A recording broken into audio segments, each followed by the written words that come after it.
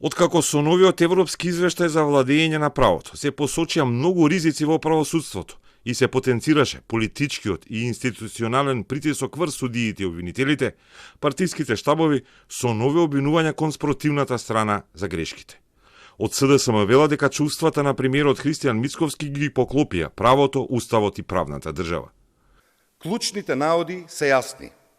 Високи владини функционери водат јавни кампањи за дискредитација на суди и обвинители со цел да ги замолчат и да ги претворат во партиски послушници. Измените на кривичниот законник повторно отвараат опасен простор за неказливост и заштита на криминалот. Корупцијата останува широко распространета, а сомнежите за проблематични тендери се множат.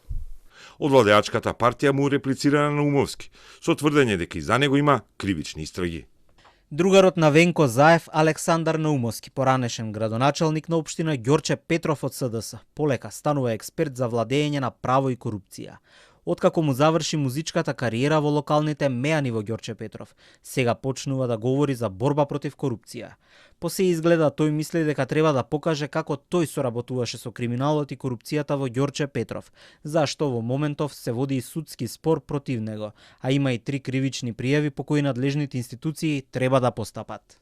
Партиската вртелешка на тема европски извештај ја дополни Демократскиот сојуз, кој сега е дел од владеачката коалиција и го повтори ставот на премиерот дека судиите треба да испорачуваат правда, но мора да се воведе ограничен судски мандат и уставно да се дозволи казнивост на судиите.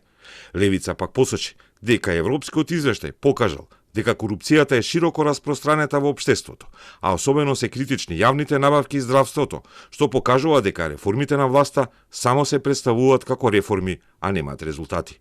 Европската комисија, покрај посочените слабости, нотираше дека законите од реформскиот процес се усвојуваат, иако примената останува слаба точка.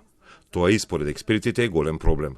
Откако беше усвоен новиот закон за кривична постапка, каде беше предвидено снимање на рочиштата, аудио и визуелно снимање на рочиштата, не беа одвоени средства за да се набави опрема со која што ќе се овозможи таквата имплементација. Сега вие имате условно кажано донесен закон со кој ги унапредувате состојбите бидејќи воведувате аудио и визуелно снимање на рочиштата, меѓутоа тоа не го овозможувате во пракса, што значи дека законот нема никаков ефект.